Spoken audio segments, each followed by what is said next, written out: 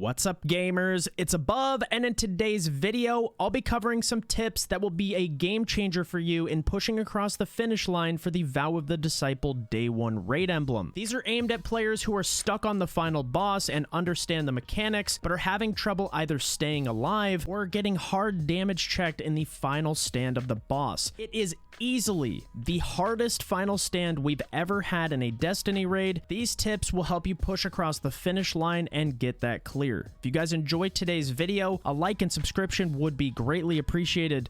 Now let's get into it. In terms of loadouts and team comp, I would say at least 3 Thunder Crash Titans will help you guys greatly. Well of Radiance pretty much does nothing for you in this fight because the boss is extremely mobile and you need to be moving all the time. And Boots of the Assembler don't really do much for you either because you can actually just run Radiant Light, so anytime someone pops a Thunder Crash or a Nova Bomb, you're going to be charged with light, and you can pair this with High Energy Fire to get a free 20% damage bonus during DPS, which if you guys have gotten to the final stand, you'll know is incredibly tight. You can actually see in our kill, I thought we actually wiped. We ended up killing him after all of our teammates had died because of a lasting impression rocket. So any extra free damage that you guys can gather is going to be crucial in getting your day 1 clears. Now, most teams are going to 3-phase this boss, and the biggest thing that I can recommend is if you guys are getting close on the 3rd phase of damage before Enrage,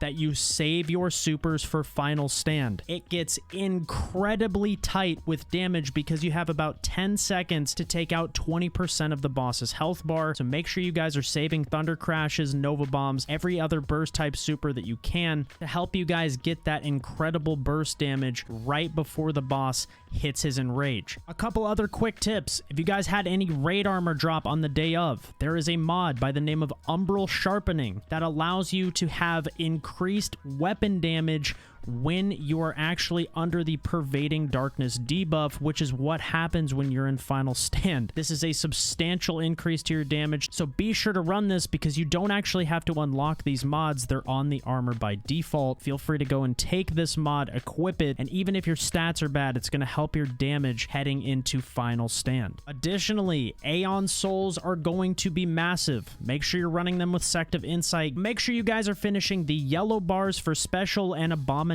for heavy. Another fantastic tip, and this is something that will save you guys so many res tokens in the boss room, that as you go up to the boss room for DPS, have one person take point in drawing the boss's aggro. The boss has a pretty significant tell on his lunge attack, which allows the one person that's going to train the boss around the room to give you and your teammates a ton of space, and it'll keep you guys alive. So the only attack you guys really need to worry about is the AoE. Simply rotate clockwise around the room as far away from the boss as possible. Take your time getting dunks, and another tip that I can give is try to assign a very specific order of who is breaking the glaives each round. This will make sure that there's no confusion, there's no overlapping of buffs, and you guys always are aware of whose turn it is, which means the 4 dunks will go as smoothly as possible, helping you guys get to damage much quicker. In terms of my recommended weapons, Izanagi's Burden does an incredible job breaking the boss's weak spots and is also fantastic for burst damage during the boss's final stand. Reed's Regret is arguably the MVP of this entire raid because not only is firing line cracked and triple tap amazing for ammo economy, having 21 in reserve when you don't even take into account triple tap is absolutely insane, and the bosses in this raid have massive health bars, so I highly recommend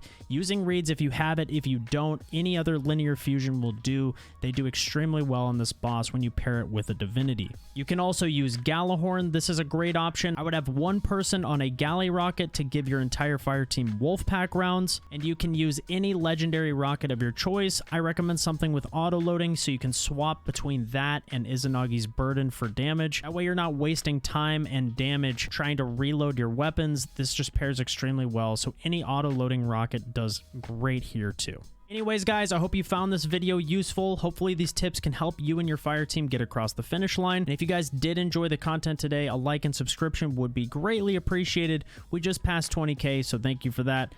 Best of luck, gamers, and enjoy the raid.